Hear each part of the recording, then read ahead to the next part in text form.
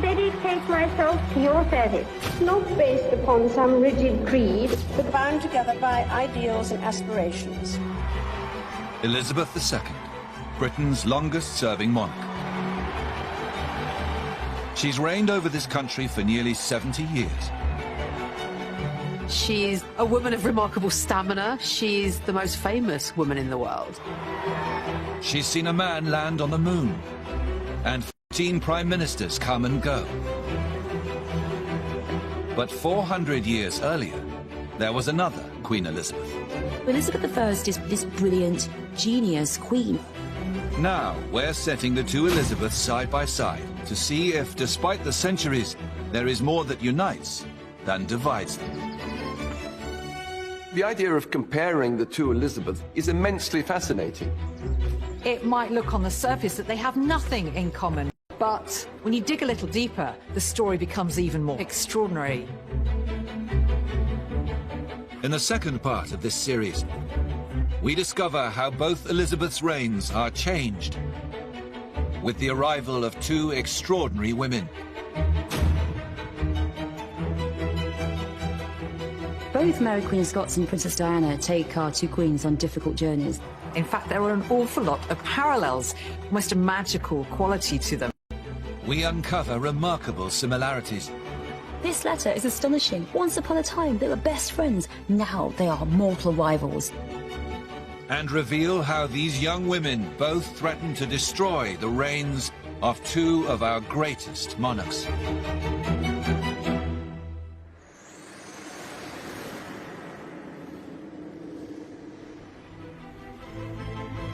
The story of Queen Elizabeth I and Elizabeth II's rise to the throne has revealed some intriguing similarities.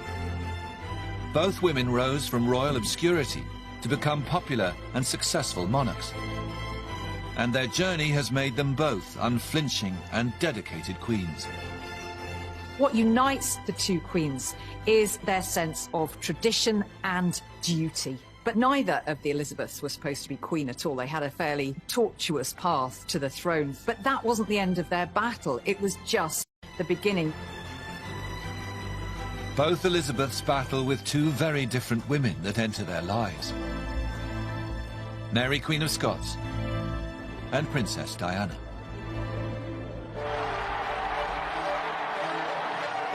In 1981, Elizabeth II's eldest son and heir to the throne, Prince Charles, marries the 20-year-old Lady Diana. The Queen has gained a very special new member of her family. The whole world was transfixed by this dazzling young woman coming in, livening up, frankly, the slightly boring old British monarchy. It's a huge moment in society. The wedding, it's gigantic. It's much bigger than the Queen's wedding. The millions and millions watching it. The millions of girls getting married in exactly the same dress with exactly the same hair. The Queen is thrilled to see such a rapturous welcome for her new daughter-in-law. She believes Diana has all the makings of a perfect princess. Although she was very young, she came from a very aristocratic dynasty. The Spencers go way back in history. And of course her father had been a query to the Queen. She knew the royal family really from childhood. Diana was the virgin bride that her son, Prince Charles, needed in order to provide an heir and settle the future succession. So Diana was seen as the great hope of the royal family. And the perfect match quickly bears fruit. Diana produced very, very quickly, giving birth to William within a year and then shortly afterwards to Prince Harry. So she had the heir, she had the spare heir, she had absolutely fulfilled her wifely duty as the Queen saw it. 400 years earlier, Elizabeth I learns of a new arrival into her royal circle. In 1561, Mary Stuart returns from France to become Queen of Scotland.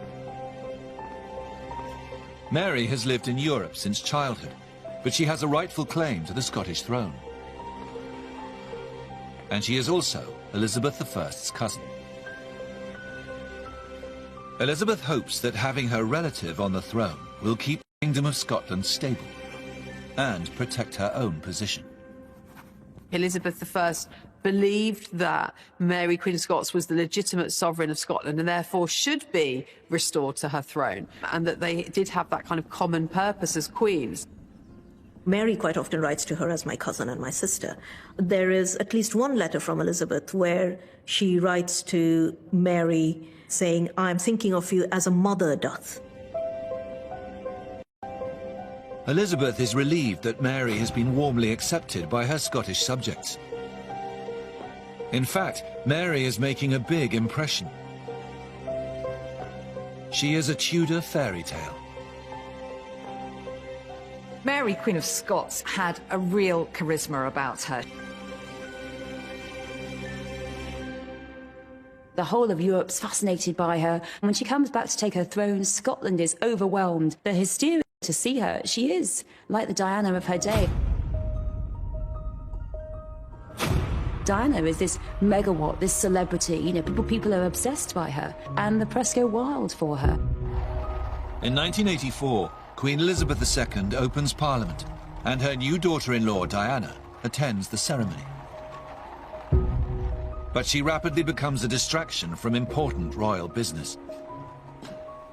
So the Queen here descending from the state carriage with Princess Diana by her side, but more of the world's attention is focused on the princess rather than the monarch. Why? Well, because of how Princess Diana has chosen to style herself. She has this incredibly new hairstyle, very unlike anything she's worn before. Almost a natural magnetism that she seems to have, drawing the eye of the camera. This is all about the state opening of Parliament. It's the Queen that should be the centre, not the princess. On the following morning, the press are not focused on the political agenda. They're not even focused on Elizabeth II. All of these headlines about Diana's striking hairstyle, it was Diana that was the sort of centre of attention. The Queen was furious. Diana's celebrity is starting to overshadow matters of the crown. And Elizabeth I is also becoming concerned about Mary's rapidly growing popularity.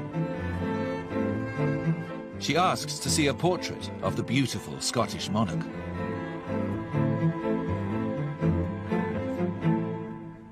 What I think is so striking about this image is Mary's hairstyle. So long hair, which has been trussed up and then held in place by these pearls and this gold hairnet. At the time, this would have been quite unusual, I think. It is a sort of rival image, if you like, to that of Elizabeth I. Here you have a different version of what beauty and power could look like. I mean, let's not forget that Mary traced her ancestry to Henry VII in the same way, of course, that Elizabeth did too. So this could be a rival candidate. And Elizabeth is asking all manner of questions about Mary's appearance, what's her hair like, and of course, crucially, who is better?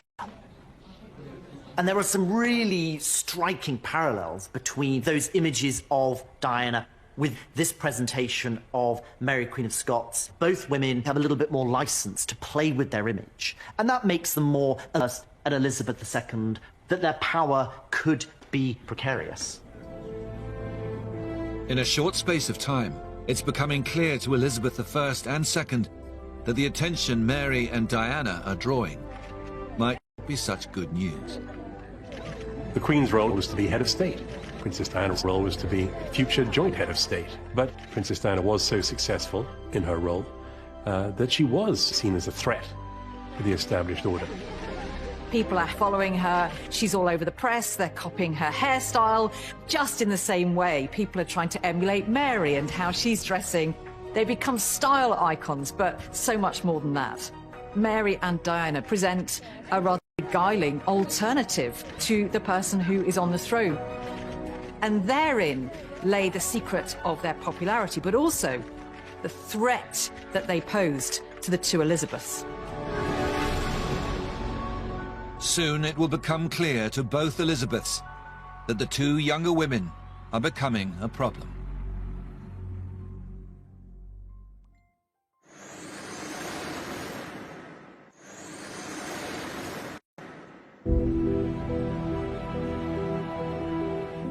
Elizabeth I and Elizabeth II both placed the importance of the crown before anything else. But now, the presence of two young female relatives, Mary Queen of Scots and Princess Diana, is beginning to have an impact on the popularity of the monarchy. The proximity of these glamorous fairy tale figures, this romantic alternative model of monarchy, is going to present them with some of their most testing times. Just a few years after entering the royal circle, it appears that Mary and Diana may not be the fairy tale our Elizabeths had hoped for. And the situation soon becomes more problematic when both Diana's and Mary's marriages start to go wrong. The controversial fallout of Mary and Diana's marriages really brings trouble to the door of both queens. Elizabeth can't ignore the situation that is unfolding in Scotland. And of course, Elizabeth II is completely unable to just sit back and watch this disaster unfold before her eyes. In 1986, Elizabeth II receives Princess Diana for a chat behind closed doors. Diana has discovered evidence that Prince Charles is having an affair. For Princess Diana, there was a hope that somehow the Queen would intervene to make things okay in her marriage again between two strong women. There was a certain school of traditional royal thought that Diana should stop being silly. For Elizabeth, there is only one thing for Diana to do: put a lid on her marital problems and protect the reputation of the House of Windsor and the monarchy. Elizabeth II is a personally, as well as professionally, religious woman who in her childhood was scarred by her uncle's abdication to marry a divorced woman. So everything in Queen Elizabeth's background steers her towards the sanctity of marriage. And certainly she'd have seen marriage as something to be worked on and subservient to preserving the future of the throne. But Diana wasn't made like that. Diana was angry. Diana was defiant. She thought, the heck with this. I am not going to be swept under the carpet. Centuries before, Elizabeth I is disappointed to find out that Mary, Queen of Scots, has ended up in a troubled marriage of her own. Mary has chosen to marry a powerful English nobleman called Lord Darnley. Very early in Mary's reign, she married Henry Lord Darnley. Now, it was a love match for her. She fell head over heels. But Darnley was unsuitable in every single way as a consort. He was hot-headed, arrogant. He was actually quite a cruel man. So the marriage became absolutely toxic.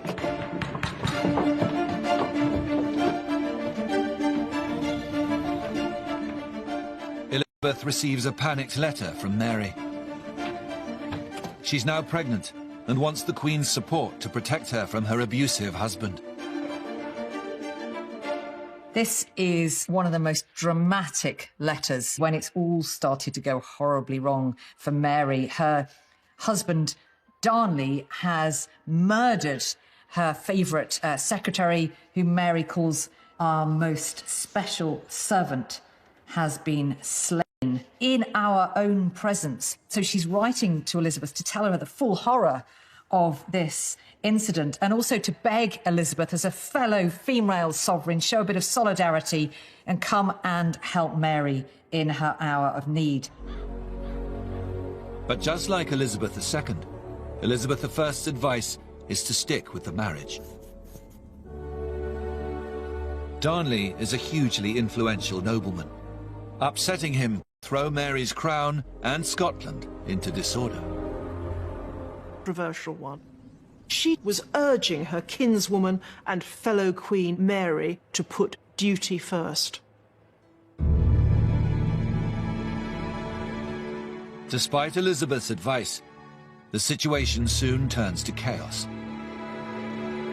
A faction of Mary's supporters rise up and murder Lord Darnley. And Elizabeth is horrified to learn that Mary is now planning to marry the man accused of her husband's murder, Lord Bothwell. Elizabeth writes Mary this desperate letter saying, please don't marry him. Please don't marry him. I exhort you, I counsel, and I beseech you, because he could be guilty of your husband's death. That letter, it's like the verbal equivalent of shaking someone by their shoulders, saying, what are you doing? The Queen's pleas fall on deaf ears, and Mary goes ahead with the marriage. Elizabeth was appalled. The behaviour of any one ruling queen impacted on the other. If Mary was going to look like this reckless, perhaps even murderous woman, what did that say about her sister queen across the board? 400 years later, Elizabeth II is also facing the danger of a seismic family fallout. The Queen is aghast to discover that the grisly details of Charles's affair are about to be published in a new warts and all book. And Princess Diana is rumoured to be the source. Now, that was a subterfuge by Princess Diana to get her message out to the outside world about the reality of her marriage. But what is so revealing is the royal establishment's response to it was not to say, oh my God, is this true? What can we do to put it right? The response was, oh my God, how could she? Isn't she awful? The Queen makes a move to try and limit the damage.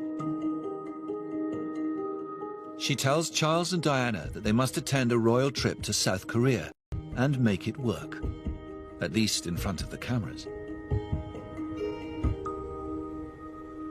If looks could kill, here we have a photograph of Princess Diana and Prince Charles. They have been sent on this diplomatic mission at the request of the Queen to make it look as though they are maintaining appearances. But what this image of Diana shows is that she will not play that part. Her feelings are drowning out in rogue. Diana is not keeping to the brief of what is required of a royal princess.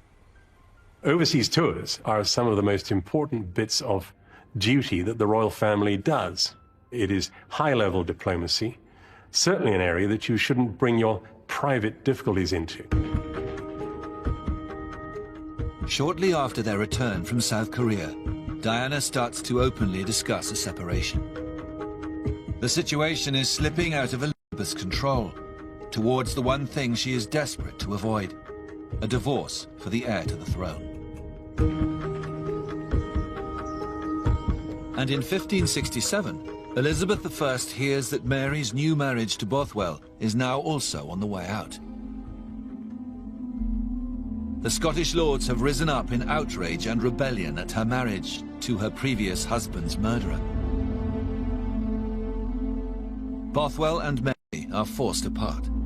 He escapes across the North Sea, while Mary flees south over the border to England.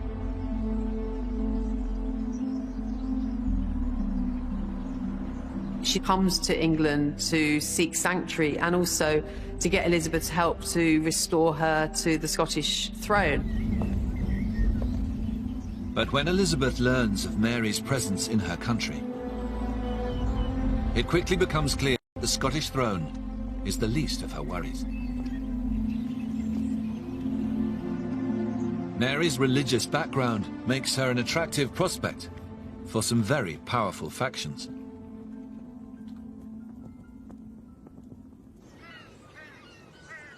Mary was a Catholic, and for Catholics, both in England and around the continent, she was the rightful Queen of England. For Catholics, it was outrageous that Elizabeth was on the throne. They want Mary on the English throne because they know that she would restore Catholicism, the religion that Elizabeth's father had effectively got rid of. Elizabeth's advisors implore her to execute Mary as quickly as possible. But the Queen doesn't agree. She fears that if she kills her cousin and fellow queen, it could set a very dangerous precedent. Elizabeth is in this double bind. If she doesn't kill Mary, Queen of Scots, the danger carries on. If she does, it makes possible the end of her own reign by also dramatic means. Elizabeth resolves to keep Mary under house arrest. But soon, the Queen can see that imprisoning her has only increased Mary's status as a romantic icon. Sympathy Mary, Queen of Scots gets, even after she's left her throne, even when she's made marriages that seem very unwise, there's this huge amount of passion and sympathy. She's seen as this tragic queen. Both Diana and Mary really, I think, surprise the queens about how much sympathy they get.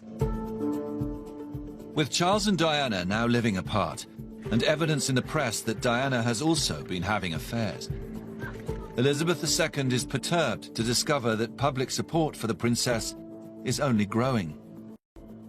It really was, Diana, we love you, we're with you, we're behind you. And it must have puzzled the Queen, you know, why that someone who, in her terms, was breaking the rules, was doing what wasn't right, should be the one who garnered this massive international outpouring of sympathy. Later that year, the fallout from the Diana saga literally hits home for the Queen. A fire rips through Elizabeth's beloved childhood home, Windsor Castle, destroying countless historic rooms. But the public's reaction to the disaster is surprisingly unsympathetic. It wasn't just accepted that the people would help to pay for the repair of this symbol of royal authority. It is very remarkable for a monarchist paper like the Daily Mail to be saying that no, the nation didn't want to pay for the repairs to the Queen's home. Why should a hard-pressed ordinary people be footing the bill?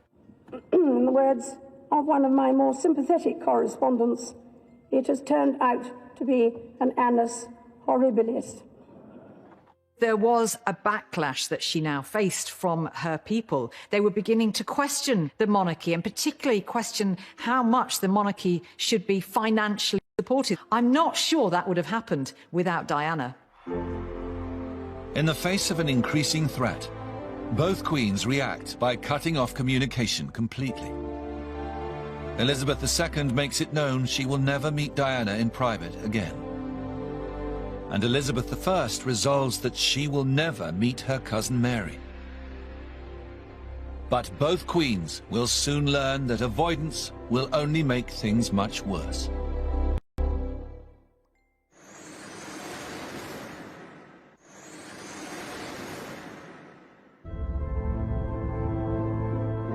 Both Elizabeth's attempts to contain their problematic royal relatives soon go amiss. Elizabeth I discovers that White her and take the throne. And Elizabeth II faces a rebellion of her own when Princess Diana agrees to a television interview at the demise of her marriage. There's definitely a moment when both Mary and Diana become outright rebels, enemies to the queens. So for Mary, it's after she arrives in England and she starts to involve herself in various plots against Elizabeth. And for Diana, it's when she goes public. And that is striking a killer blow. In 1995, Diana sits down with the BBC's Martin Bashir and spills all the personal details about her failed royal marriage to an audience of 22 million people. That panorama broadcast was a declaration of war, and it was accepted as such by the Queen and the House of Windsor. Shortly after, the Queen writes to Charles and Diana instructing them to divorce. And in a shock move, she also demands that as part of the deal, Diana will lose her title. The stripping of the HRH from Diana, I see as a rare instance of spite on the part of Elizabeth II. The Queen's cool, to some extent, deserted her, and combat was engaged. Elizabeth I has the power to be much more brutal. For years, she has resisted calls to have Mary executed. But under immense pressure, she now finally starts to crumble. Elizabeth has taken on the greatest dark night of her soul with Mary, Queen of Scots. To make the decision to execute her, she really doesn't want to. Elizabeth finally signs the order for Mary's execution, but she almost immediately regrets her decision and calls it back. Elizabeth claimed that she hadn't meant to sign the warrant, she wasn't sure what she'd been given to sign, and that she'd then tried to revoke it, but it was too late. Of course, her ministers took the warrant straight up to Fotheringay so that Mary might be executed. They realise that if they wait days, weeks to sort of decide on how this is going to happen, Elizabeth may well have changed her mind, and so they act decisively, they act quickly.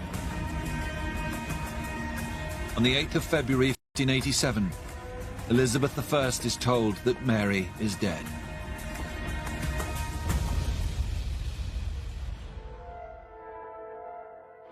This is what's left of the Mercedes in which the Princess of Wales and the hours of the 31st of August 1997, Queen Elizabeth II is woken with her own terrible news. It's difficult to think of words that convey the shock that I remember feeling, that everybody around.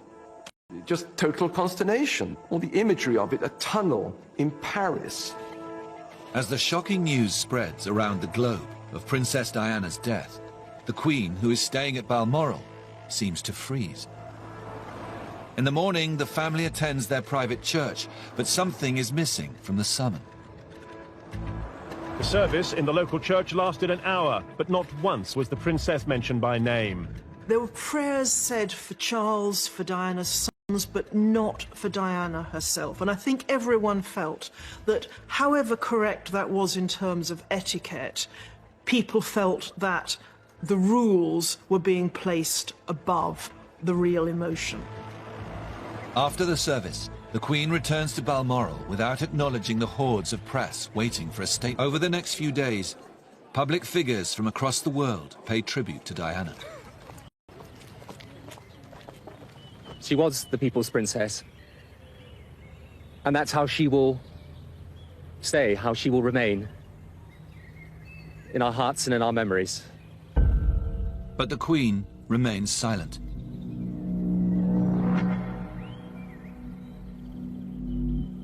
Elizabeth I also withdraws completely.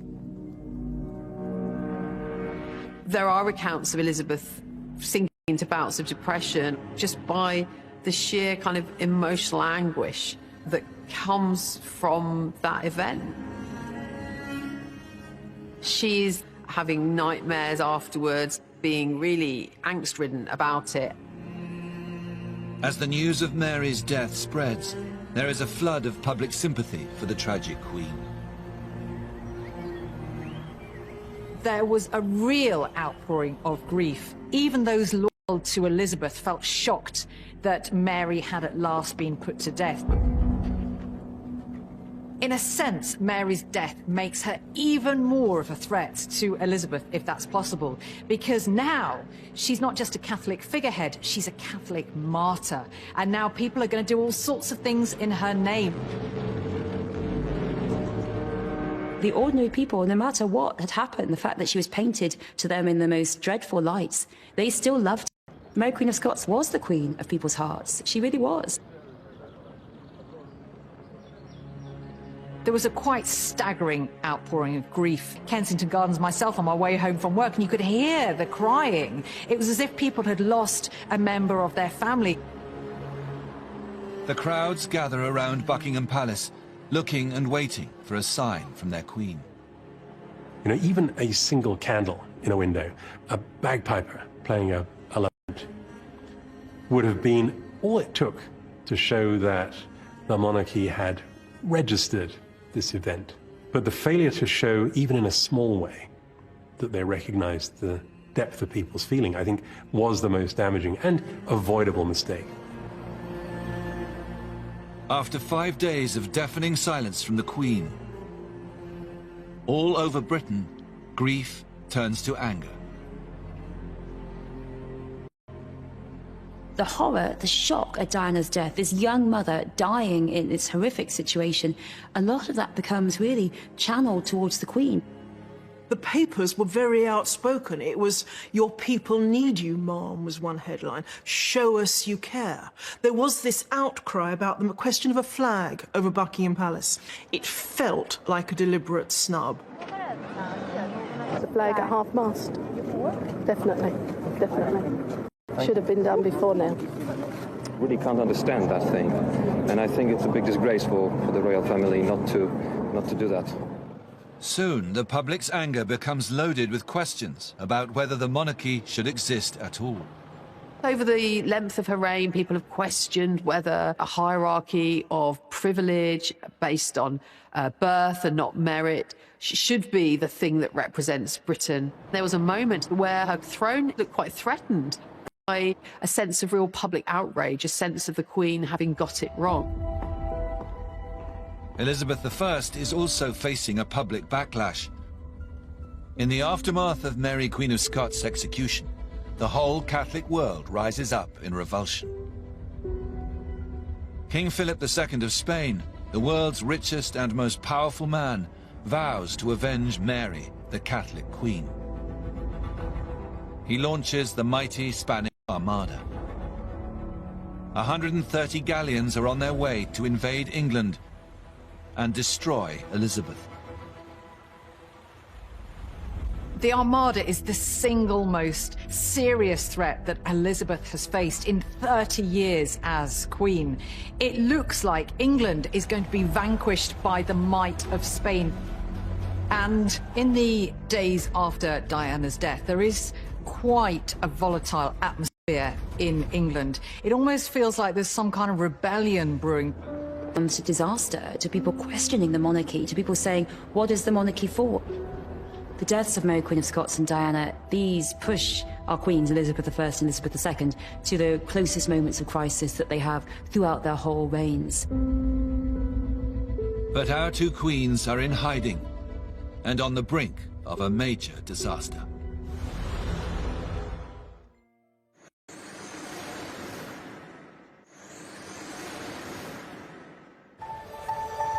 Elizabeth I and Elizabeth II both make the same bold decision. Faced with a dangerous crisis that could topple them from the throne, they prepare to face the fallout of Diana and Mary's deaths head-on by addressing their people directly. Both women here are facing turning points and to step forward with the same challenge facing them. With a Spanish invasion force of 30,000 troops gathering across the English Channel, Elizabeth I tells her advisors that she will ride down to the south coast and personally address her troops.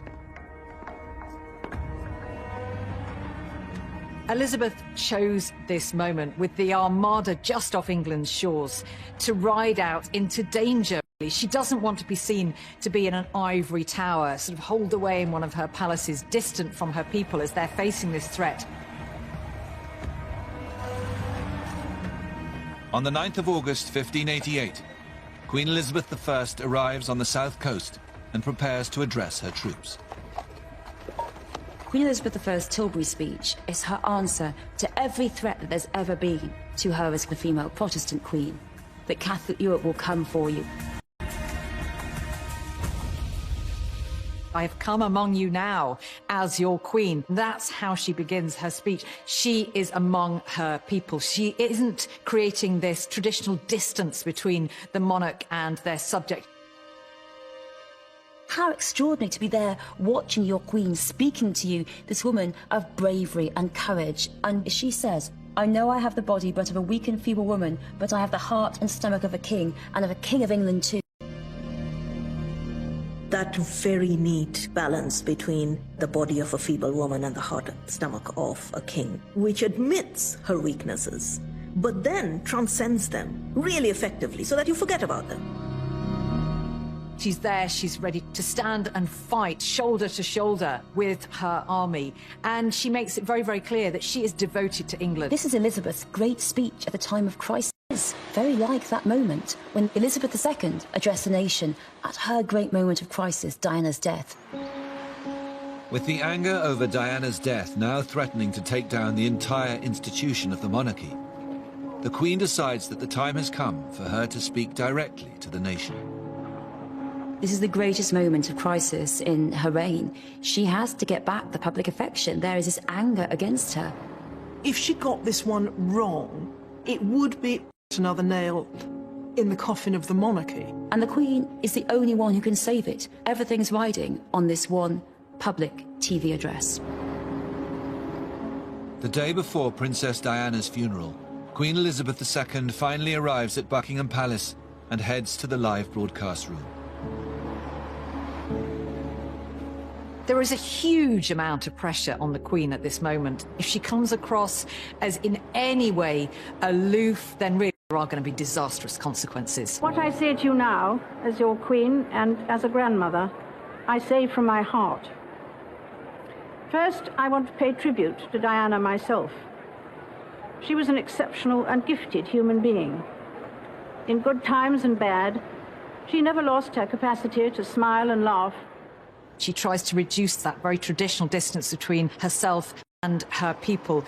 And now she shows herself to have a much more human, even vulnerable side. I, for one, believe there are lessons to be drawn from her life and from the extraordinary and moving reaction to her death. I share in your determination to cherish her memory. Showing feeling for Diana, showing feeling for the people. This is something she has never done in all her many, many years on the throne. That speech turns everything around. She sounded very sincere, and she looked as though she was very moved, and I think that will satisfy everyone. I thought it was a grandmother speaking and not a queen.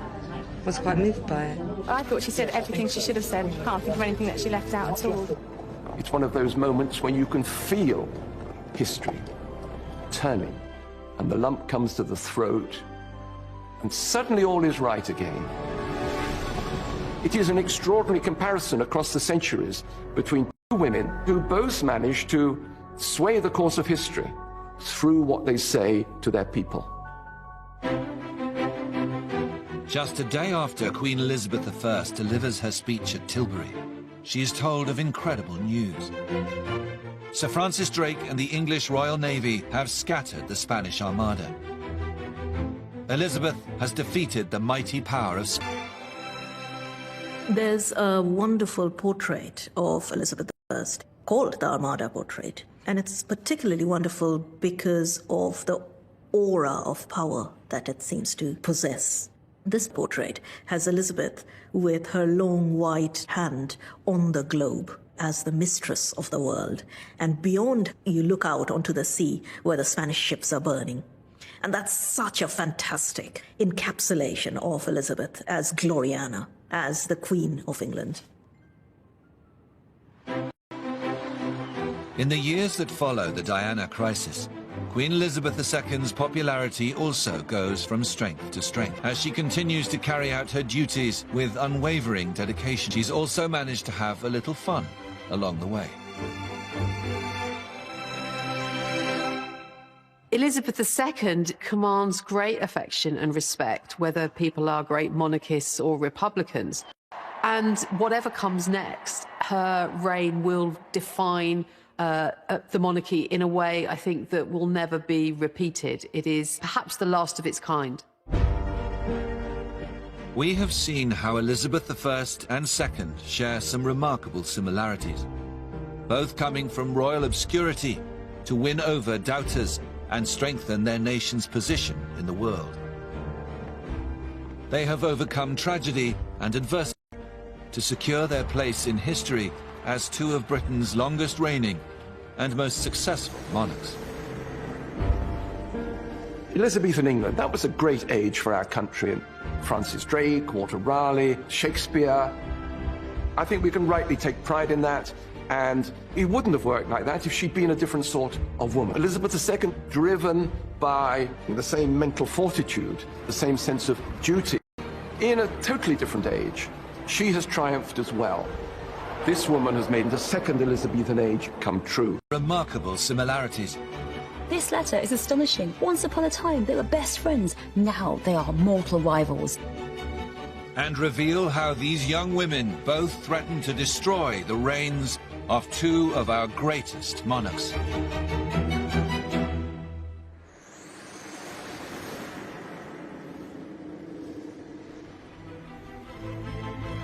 The story of Queen Elizabeth I and Elizabeth II's rise to the throne has revealed some intriguing similarities.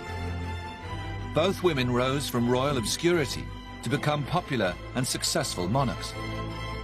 And their journey has made them both unflinching and dedicated queens.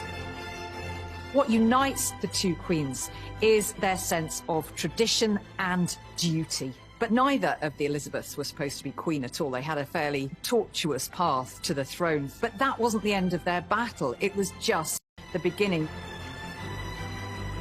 Both Elizabeths battle with two very different women that enter their lives. Mary, Queen of Scots, and Princess Diana.